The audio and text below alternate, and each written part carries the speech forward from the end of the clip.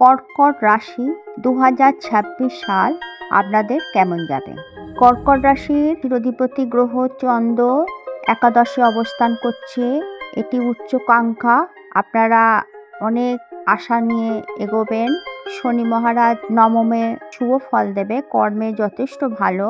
এখানে শনি মহারাজ তৃতীয় দৃষ্টি দিয়ে বিশ্বরাশিকে দেখছে। মঙ্গল যদি ষষ্ঠ ঘরে থাকে, কম্পিটিটিভ এক্সামিনেশনে আপনারা সফলতা লাভ করবেন।